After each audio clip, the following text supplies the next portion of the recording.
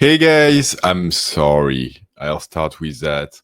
I don't want to be doing this video. I really don't want to cover this topic. I really didn't want to put this picture as a thumbnail.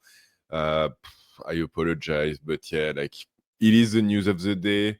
It's going to be talked about. And I guess, we can only appreciate how much good things we have going on in PSG right now just by looking at, what's happening elsewhere in comparison. So yeah, like I'm really sorry. I won't blame you if you tune out, but today we're gonna be talking about Marseille and the absolute ridiculous, incredible, never-ending circus that they've got going on down there. And the latest episode of the day, which is like, not only are they our rival, like would-be rival more than actual rivals in today's world, but they also, spend the whole like last year plus talking about how they got PSG TT Rabiot and how like look at him, he's so invested in Marseille and like so happy to be here and so great in this club and he loves it. And the signs in the stadiums and the insult and his mother going on media to criticize PSG. And I'm sorry, but like at some point, like you reap what you sow. And I think like, yeah, like literally like everyone in Marseille, the squad, the coach, the players, the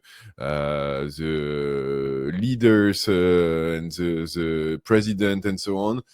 Everyone in this club is looking freaking ridiculous right now. And honestly, like, yeah, it's going to be talked about because, like, they also like they spent the last few weeks talking about how like Marseille is a champions project and they want to like start challenging PSG and make it closer than last year, and they're back in the Champions League. And like, yeah, first day of Ligue 1. This is what happened. Let me start from the start and catch you up if you haven't heard. First day of Ligue 1, Marseille plays away in Rennes, which is not an easy game. Rennes actually gets a red card for one of their players, like relatively early in the game. So Marseille plays 11 against 10, and then like in the closing moments of the game, gets a goal scored against them when they haven't really managed to do anything. And so they lose this game 1-0. Literally like the best player on the pitch for Marseille for this game is their goalkeeper. They played like 11 against 10 and their best player is their goalkeeper. So it is like, losing in Rennes, like it can happen. There's nothing dramatic about it. Obviously, like for a first game of the season, you'd be expecting better. And I think for them, they also wanted to start the league pretty well, in the hopes that Paris might drop some points as we don't have a summer prep and our players are in match fit and we had a long season. But yeah, exactly the opposite happens. They lose. It's the opposing game. They look pretty ridiculous. And so the player go back into the dressing room, and apparently, like big temper everywhere in Marseille. The coach does his speech of the players aren't doing enough and they don't really deserve the badge and the honor and blah, blah, blah. And then like players start laying into each other. And in particular, like, I think the quote is the leaders in the squad start talking about like some players not being invested enough and not doing nearly enough. And Rowe actually takes it onto himself, which I think is kind of fair because he didn't have a good game and he didn't really like make much differences. So he pushes back. He's like, yeah, why the hell are you guys singling me out? Like when you lose a game like 11 playing 11 against 10, I'm sorry, but it's not one player. It's a whole team that's fucking dysfunctional. So like, take it on to everyone. The words get more and more heated. Journalists who are outside of the locker room but within the stadium actually hear that there's screaming going on, which gives you a sense of like, the madness that's going on in the locker room. And apparently, like, Rowe starts slapping Rabiot and the two players start going at each other. To the point where, like, Mehdi Benassia, who's their sporting director, has to pull the players apart with the coach. It sounds like a big rumble, and it sounds like, and we have information available, but it's only as reliable as you want to trust it. Apparently, they go at it again a bit later, still in the locker room, and start fighting again. And I'm sorry, but like, yeah, you can have like tussles in the locker room. It happens. Every football team, like you lose a game, tempers are high. We're talking about professional players, and they look like all of them look freaking ridiculous. So yeah, it happens. It's fine. Life of a group. But honestly, like Rabiot laying into his partners, pretending that he's like somehow not only like the leader of the team, because I guess within the squad he is kind of one of the leaders of the squad, but that somehow he did better than anyone else. I think it's just completely ridiculous, because it's not like he's playing way above the rest of them. And I think for this game, it's not like Rabiot created like major dangers, created like major opportunities for Marseille. It's not like he bossed the midfield. Like he should very well be able to when you're playing against Rennes as Marseille and you're playing 11 against 10. And so the idea that like you can just go back into the locker room and start laying into other people, it's just like, it's ridiculous. You've got to like clean up your own act before you can speak. And the idea that like, it do it so much that it would elicit Rowe to start like physically fighting. Dude, like, there's lines and there's things you can say, there's ways to say it. And if, at 30 years old, after having been like in PSG for so long, in Juve for so long, a player of the French national team for so long, having played in all of the major competitions and so on, if you still don't know how to behave in a locker room, so that you don't completely destroy your relationships on the first day of the season, I'm sorry, but you're an idiot. You're an idiot. There's no shortcut to it. And I don't know the details. I'm only getting like what we read in the paper and so on. But I'm sorry, like it's ridiculous. And yeah, like I said, like the player is ridiculous, the coach is ridiculous, and the management of the team is ridiculous, because all of them, like, one, they laid down in front of Rabiot for a year plus, saying he's the greatest player ever and the greatest guy in Marseille, and he's going to take them to the promised land of whatever it is they're promising these days. They let him do like whatever he wants. They pretend that, his attitude problems that he's had in his own career. And I mean, like, we've seen the way he's left PSG, all of the drama with his mom, drama in the French team with Mbappe, drama with the way he left Juventus, and so on, again and again and again. There's been trouble around this player. And I'm sorry, but at some point, like, was there so much smoke? There's got to be a fire somewhere. There's got to be a fire somewhere. It's just reality. And like Marseille management, I feel a bit sorry for them, because at the same time, like, given the scale of the club now, this is what they have to put up with. They don't really have any other ways of getting like international level players into their squad. So they do this, they take players, they take a chance on them, and then they have to like really like lay it on sick on them for a year. Pretending that everything is okay and pretending that it's the best thing ever. And then at some point, they just cannot anymore. They cannot cover it. They cannot take it. And so, like, you get to a situation where, 2 days ago, they were doing interviews in their local newspaper, saying Rabiot is the greatest thing ever and he's the best guy in the locker room. And now they're kicking him out. Makes no sense. But yeah, like, you stuck yourself on your own, completely on your own, into a situation where this was the only outcome that was going to happen.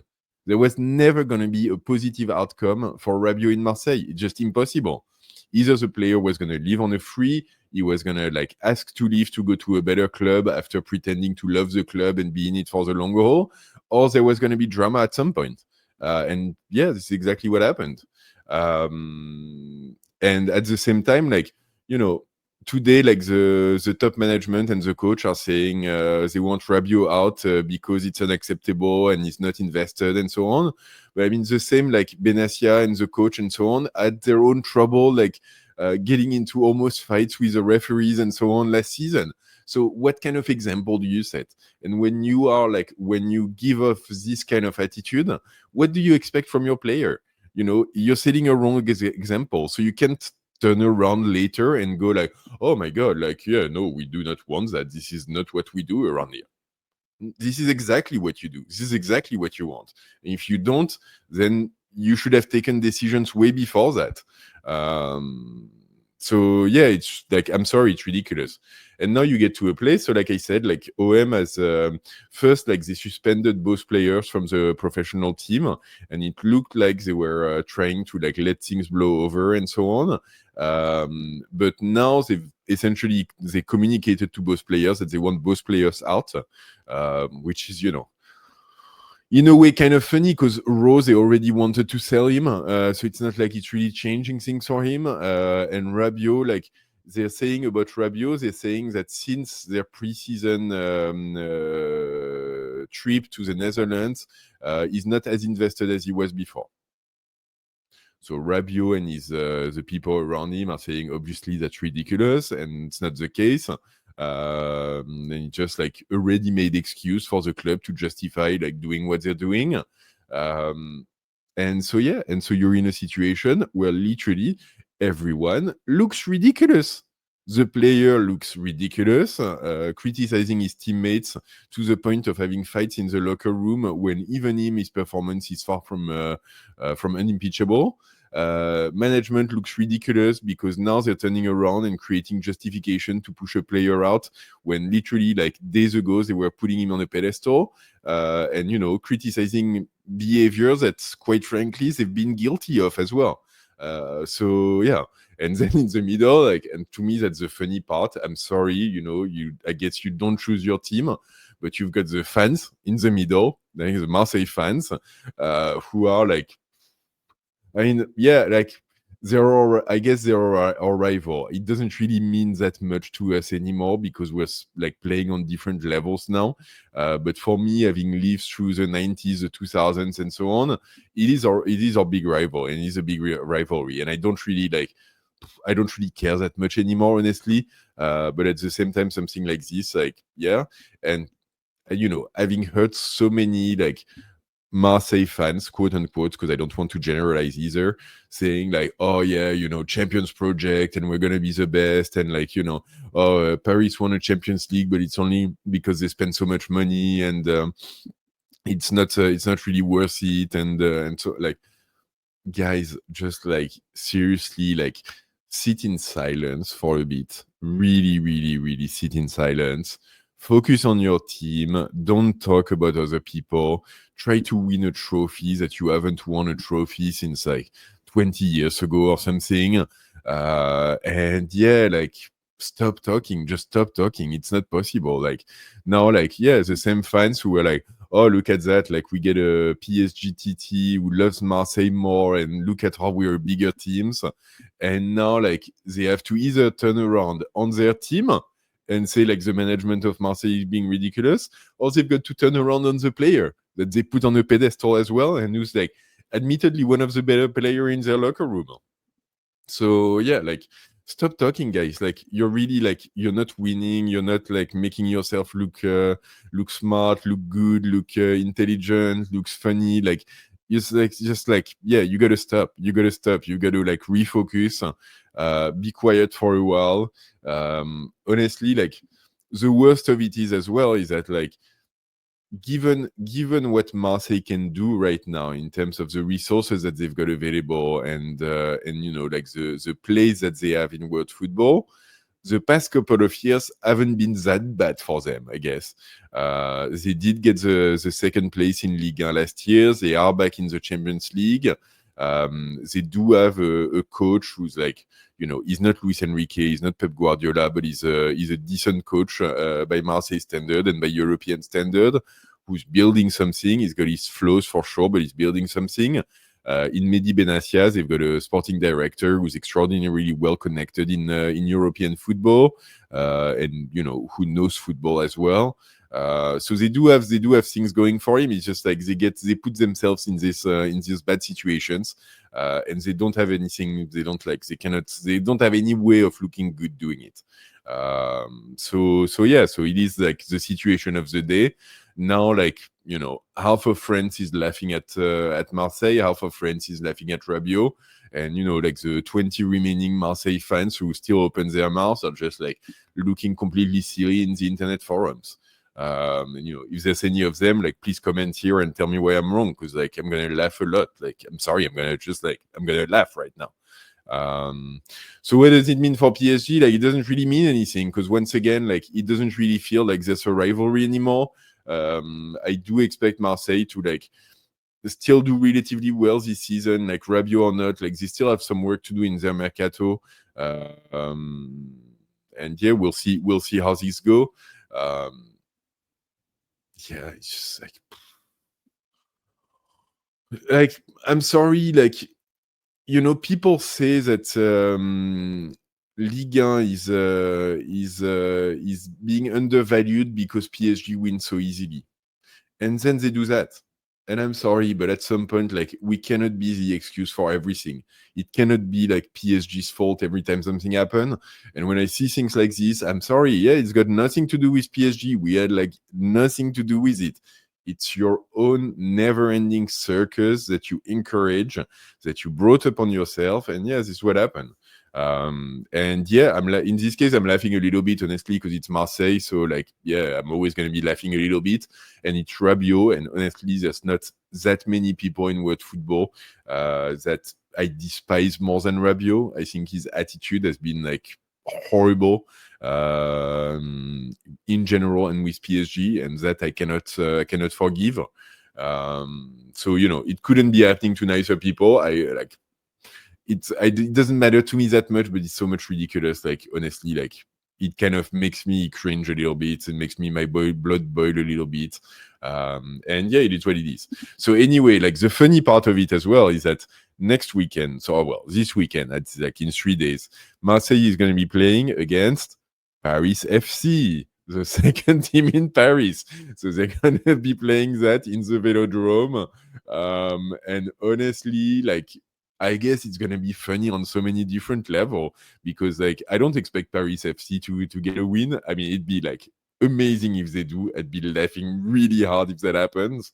But yeah, like, I can already see Marseille fans kind of pretending that this is a new rivalry for them, and trying to distract the attention from this kind of like madness with, oh, we beat a Paris team, and look at us, we're back, we're so good, and so on. So I'll say just for this one, but for this game, like, my God, I'm following Paris FC, and like, go guys, get the win in Marseille, and like, really like, give us the next episode in this never-ending circus.